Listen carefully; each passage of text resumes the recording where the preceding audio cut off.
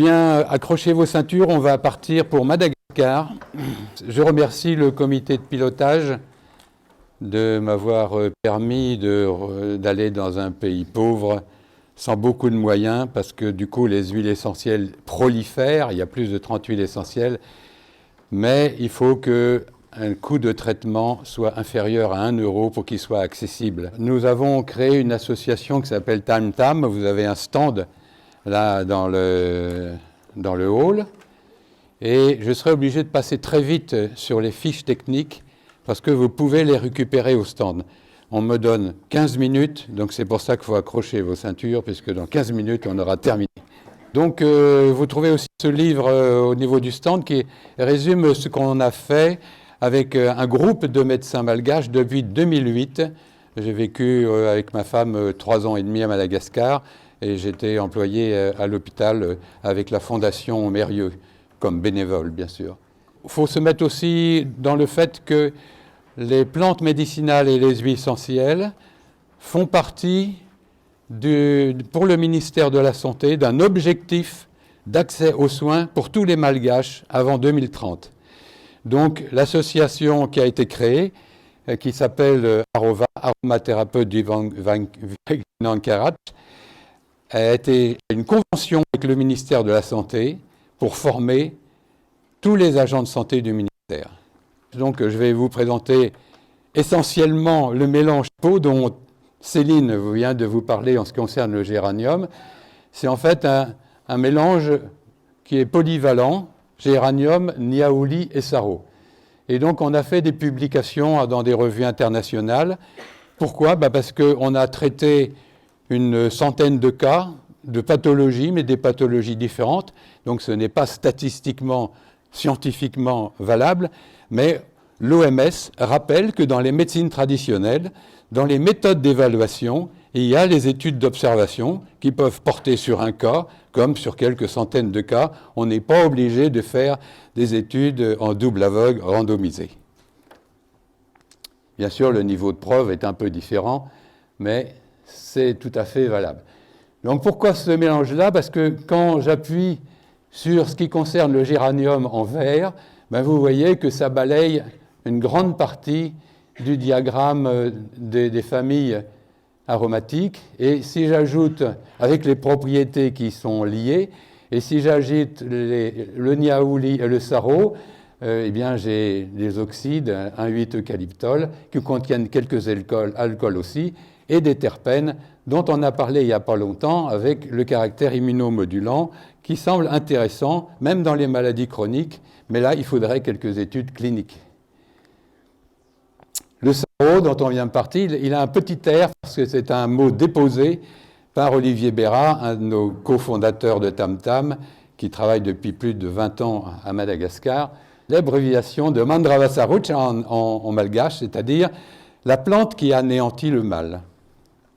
Donc voilà les différentes pathologies que nous avons soignées avec ce mélange peau. On retrouve les mycoses, les allergies, dont les eczémas, infections bactériennes. Donc je parlerai que des plaies, abcès, brûlures et escarres.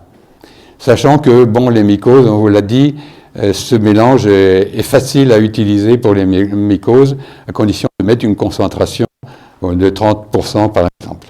Je vais commencer par des plaies, je vais dire, des plaies aiguës, assez banales. Vous voyez ici, c'est une plaie qui a été soignée par de l'oréomycine, mais sans succès.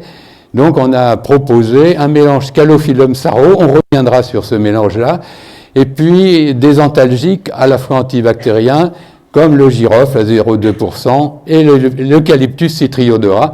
Non, on n'utilise que des huiles essentielles malgaches, que les ressources du pays, bien sûr. Donc amélioration sensible dès le 2e jour, et puis au 6e jour, on voit un début de guérison, il n'y a plus d'œdème et il n'y a plus de douleur non plus.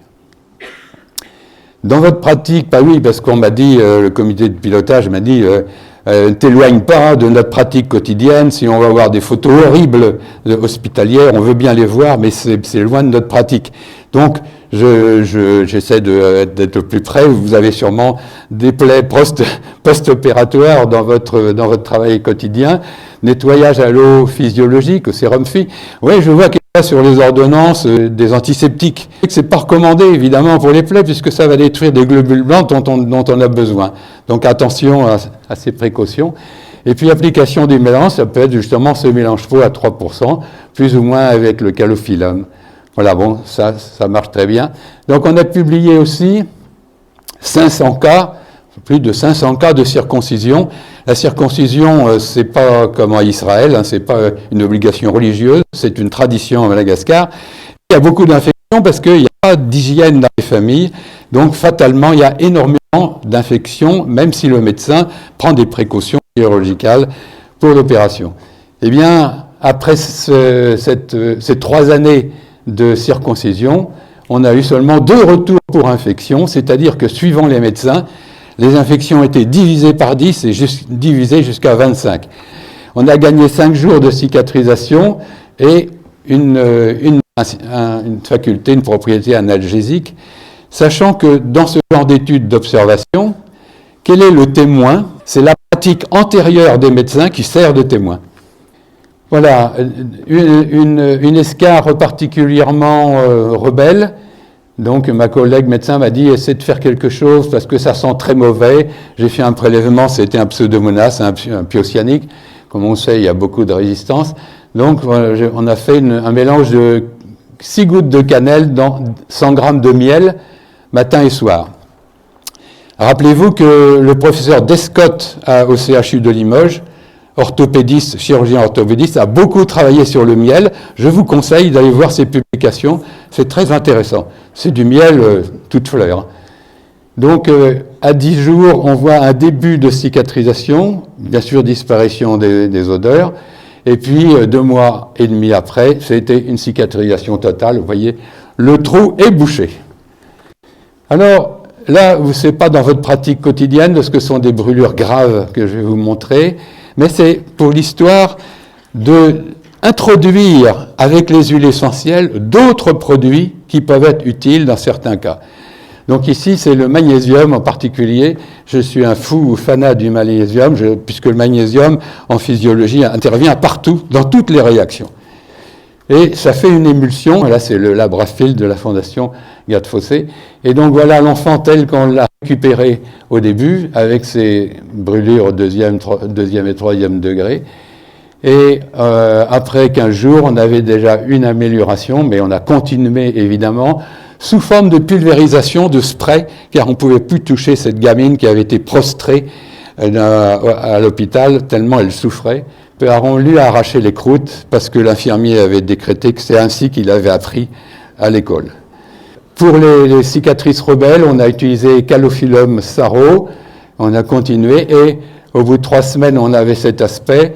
Il restait en plus à inciser les brides qui s'est formées au cours de la prostration de la petite fille. Donc, on aurait pu utiliser du Palmarosa. Céline vous en a parlé tout à l'heure. C'est aussi un très bon anti-infectieux et elle est malgache. Venons-en au Calophyllum, puisqu'on l'a cité plusieurs fois. Le Calophyllum, c'est une huile de la pharmacopée traditionnelle de l'océan Indien qui a des propriétés merveilleuses, brûlures, coups de soleil, etc. Et je vous conseille de regarder de temps en temps le Wikiphyto, le site Wikiphyto du Dr Morel, qui fait partie aussi de notre association et qui donne, entre parenthèses, ce qui est les chiffres, ce sont les publications. Il vous donne les publications qui correspondent à ce qui est annoncé. Donc vous avez une fiche aussi au stand à votre disposition. Et il y a aussi d'autres produits.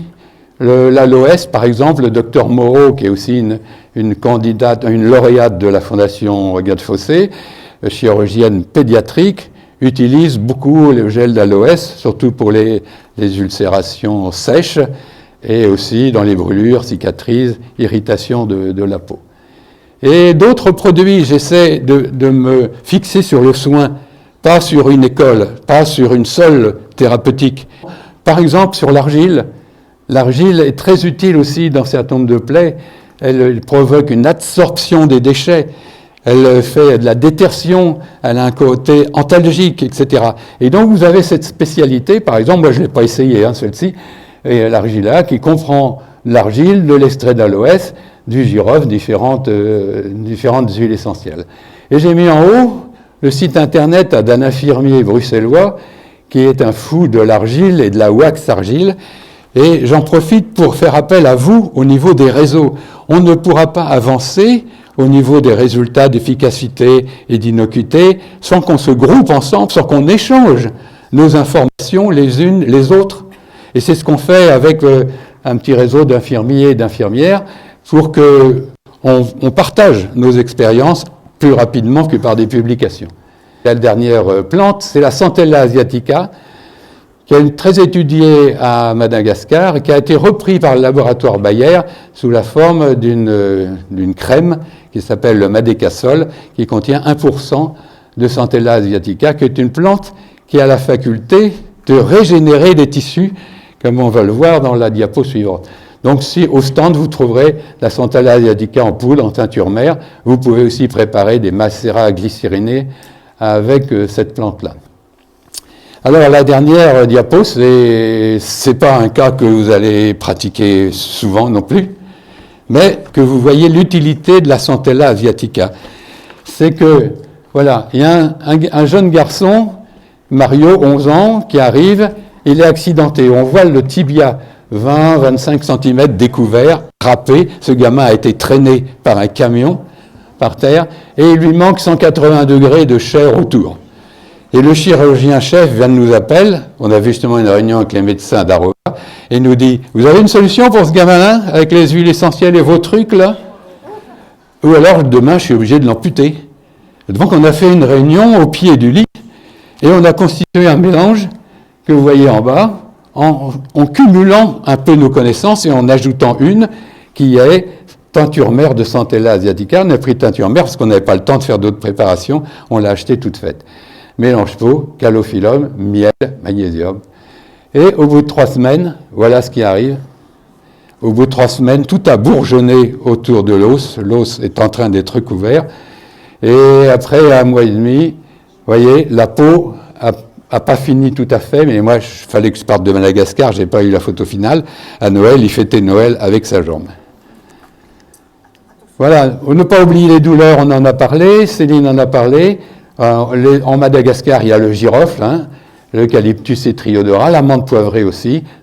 Ça a donné de bons résultats dans différents types de douleurs, mais on n'a pas eu beaucoup de plaies simples pour essayer aussi ces mélanges-là. Et encore une fois, je fais appel à la question du réseau, hein, parce que voilà, cette infirmière avec laquelle je corresponds, Irine, que certains connaissent ici, me téléphone, elle me dit ah ben tiens, avec une plaie chronique, j'avais pas réussi, mais parce qu'elle déprime, hein, ma petite vieille, elle déprime. Et puis j'y ai mis un peu de lavande, et puis elle a rayonné tout d'un coup, et puis tout se passe bien. L'ulcère, ça va mieux aussi, la plaie, ça va mieux. Donc voilà. Donc merci de votre participation.